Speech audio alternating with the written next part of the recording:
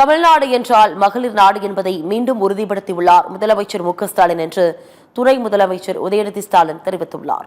அவரது எக்ஸ் தள பதிவில் பிப்ரவரி, மார்ச், ஏப்ரல் மாதங்களுக்கான முன்பணமாக 3000 ரூபாயும், கோடைக்கால சிறப்பு தொகையாக 2000 ரூபாய் என 1.31 கோடி மகளிரின் வங்கிக் கணக்கில் 5000 ரூபாய் வரவு வைக்கப்பட்டுள்ளதாக தெரிவித்துள்ளார்.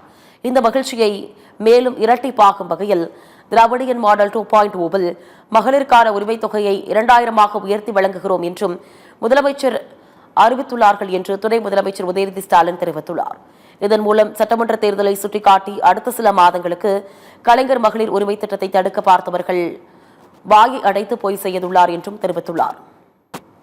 நிதியமைச்சர் தங்கம் தென்னரசு தமது எக்ஸ் வலைதள பக்கத்தில் தமிழ்நாட்டின் மகளிரின் முன்னேற்றத்திற்காக தொடர்ந்து பல திட்டங்களை முதலமைச்சர் மு.க.ஸ்டாலின் வகுத்து வருவதாக கூறியுள்ளார்.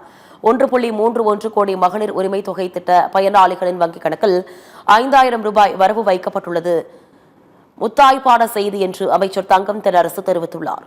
திமுக துணை பொதுச் செயலாளரும் எம்பியுமான கனிமொழி பிப்ரவரி, மார்ச், ஏப்ரல் மாதங்களுக்கான முன்பணமாக 3000 கோடைகால செலவுகளை கருத்தில் கொண்டு சிறப்பு தொகுப்பாக 2000 சேர்த்து மகளிர் உரிமை தொகை திட்டத்தின் கீழ் 1.31 கோடி மகளிருக்கு 5000 வழங்கியிருப்பதை வரவேற்றுள்ளார்.